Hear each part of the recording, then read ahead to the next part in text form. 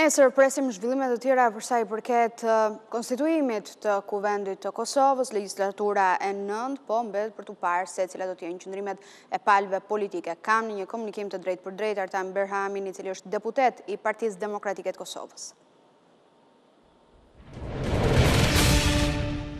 Artan, përshëndes, mirë se erdhe në Balkan Update. Falënderoj për ftesën ave. Seanca e radhës, e përsëriturta, e 4-ta apo e 5-ta tani na ka humbur edhe filli, mbahet nesër, kështu që pyetja është drejt për drejt, çfarë duhet të presim nga kjo seancë?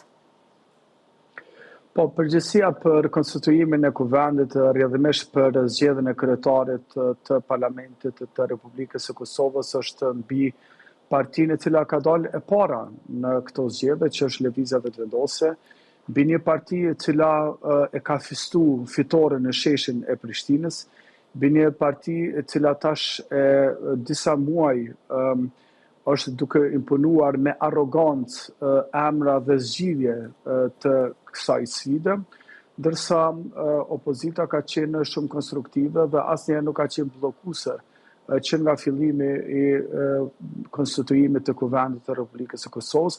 Pra presim një reflektim të lëvizjes vetëvendosje, e cila duhet të heqë dorë nga mënyrat e veprimeve kamikaze, nga veprimet e njanshme, të pakoordinuara, me që ajo nuk i ka shumicën në Parlamentin e Republikës së Kosovës, dhe Republika e Kosovës, Kosova edhe me kushtetutë, edhe me ligjet e saj, është një republik parlamentare e cila në bazë, në qendër e ka kompromisin.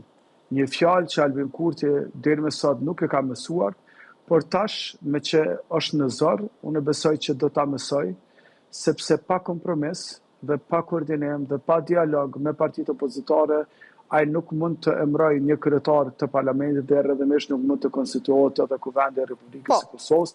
Prandaj ne i bëjmë thirrje dhe zotë Kurti që të heqë dorë nga kjo mënyrë e arrogancës dhe të sillet konform fuqisë së tij politike që ka në Kuvend e që bëhet fjalë për 48 deputet. Dy pyetje të drejtë për drejta. Ka 48 deputet Lëvizja Vetëvendosje, ja një kushtetuta që tjetë kjo parti e cila ta propozoi emrin për kryetar Kuvendit. Cili do duhet ishte ai emër mbi të cilin do të kishte dakordsi?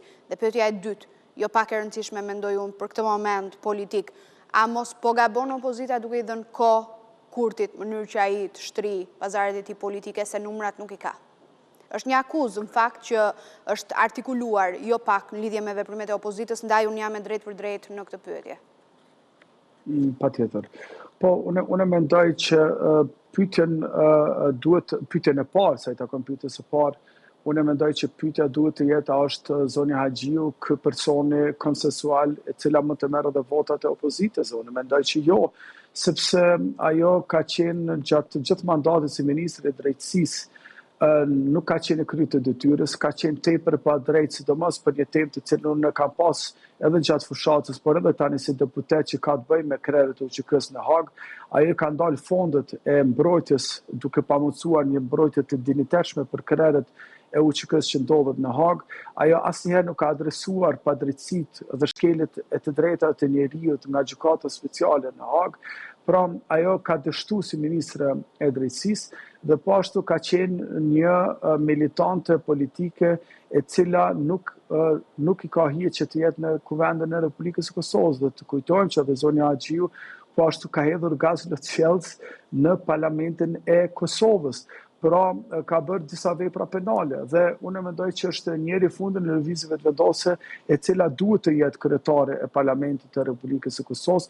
Vetë ofrimi i zotit Kurti për një post të tillë tregon që zoti Kurti është interesuar për blokadë, zoti Kurti nuk është interesuar për krijimin e institucioneve, sepse me krijimin e institucioneve ai duhet të adresoj edhe shqetësimet reale të qytetarëve të Kosovës, që është trajtimi i energjisë elektrike, që është rritja e çmimeve enorme në ekonominë e Kosovës, që është temat e politikës jashtme që ka të bëjnë me ndryshimet gjeopolitike në botë, me administratën e re të Trumpit, me bashkimin evropian ku edhe me tuti Kosova është në sanksione, sepse derisa ne po flasim habi, diplomatët e Republikës së Kosovës fare nuk takohen me përfaqësues ndërkombëtar. Kosova po shihet si një shtet jo serioz, si një shtet që nuk din as institucionet të krijojë, si një shtet që nuk koordinohet, që nuk bashkëpunon, që nuk është e hapur. Dhe unë mendoj që Zoti Kurti duhet të përfundoj këtë marrëzi të tentimit për të blerë kohë, të tentimit për të shtyrë gjithçka, sepse fundi i tij politik është afër, por në këtë fundin e tij politik ai nuk duhet ta merrë dhe Kosovën, sepse Kosova nuk e ka asgjë bërë. Në rregull, jam dakord për sa i përket elementit të përfaqësimit të Kosovës në arenën ndërkombëtare, shumë e rëndësishme në gjithë rrjedhën dhe mënyrën se si po shkojnë dinamikat në këtë aspekt në politikën e jashtme, pa diskutim një po themi pik ku Kosova do duhet kapet fort edhe për shkak të shumë çka që lidhet me gjeopolitikën, po më tej për ta lidhur me kohën dhe me veprimet e opozitës, po e shtroj pyetjen në mënyrë shumë naive. Nëse Albulena Axhiu është një kandidate e keqe, atëherë pse nuk e lini vetëvendosjen që ta bëjë kryetare kuvendi dhe të bllokohet më pas në një pikë tjetër, në mënyrë që të fillojnë dhe datat për sa i përket formimit të qeverisë dhe të kalojë tek partia e dytë që ka dalë fituese në këto zgjedhje, te Partia Demokratike e Kosovës. Sigurisht që politika nuk flitet kështu në gjuhë kaq të thjeshtë, unë e kuptoj që ka diskutime shumë më të thella se sa kaq, po edhe për publikun për ta kuptuar.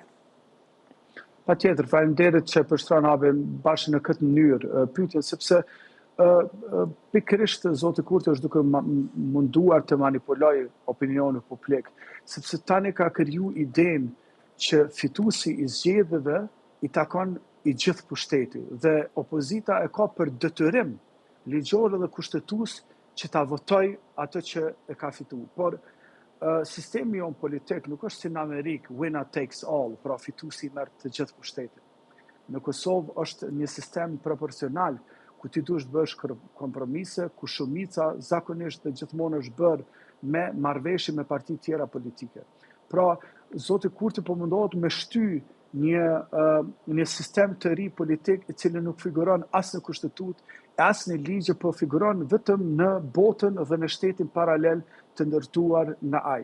Dhe unë mendoj që këtë duhet të parandalojmë. Sa i takon taktizimit dhe të opozitës, unë mendoj që Partia Demokratike e Kosovës si një parti shtetformuese, që ka ndihmuar në çlirimin, që ka ndihmuar në lirinë e Kosovës, në këto ditë nuk është duke menduar se si del PDK-ja mirë, se si del lideri i jon, kryetari Memli Krasniqi dhe kandidati jon Bedri Hamza. Ne jemi duke interesu për interesat e shtetit të Republikës së Kosovës që mos krijojmë precedente të rrezikshme. Edhe një element tjetër habe. Ka që 20 vite që përballë Albin Kurtit jetojmë edhe veprojmë me principin e Jezu Krishtit, kur dikush ta hyn një shuplak ja vendos ti edhe faqen tjetër. Kjo kohë ka përfundu. Nuk ka më kështu.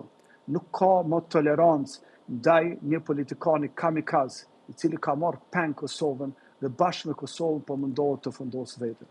Nuk do ta lejojmë këtë. Do ta pranonit ju të kërkoj ndjes, po, vijoj mendimin të lutem, se kam një pyetje përsëri të drejtë për drejtë. Po, nuk do ta lejojmë këtë. Kemi toleruar tash një kohë shumë të gjatë, nuk e ka dominimin në kuvendin e Kosovës, ai duhet të sillet bazuar në fuqinë që ka reale, jo në ato që projekton në mendjen edhe në kokën e tij. Po, ndërkohë qytetarët e Kosovës presin formimin e qeverisë së re. Ata kanë votuar që me 9 shkurt, në fakt u bë shumë kohë.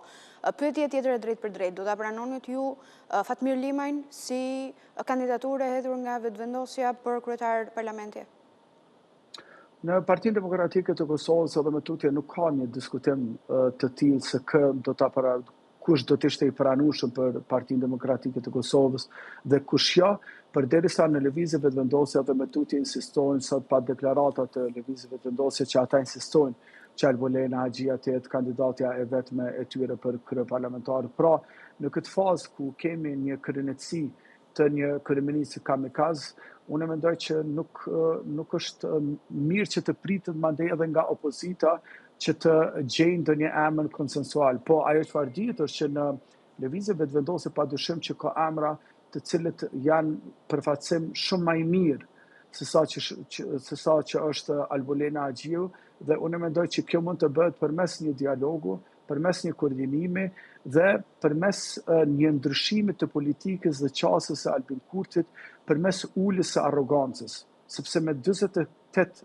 deputet nuk mund të jesh kaq arrogant sa është Albin Kurti, pra të ullë pak nivelin e arrogancës, të zbret me këmbë në tokë, të kalkuloj fuqinë reale që ka në kuvendin e Kosovës, dhe atër mund të flasim edhe për emra konsensuale. Po, të shojmë se çfarë do ndodhë në seancën e nesërme, shpresojmë që të ketë konsensus për të vijuar për parat, pak të më për t'i dhënë pak dinamik t'i aksioni politik. Artan, të falenderoj shumë për kohën. Falenderit, Abe.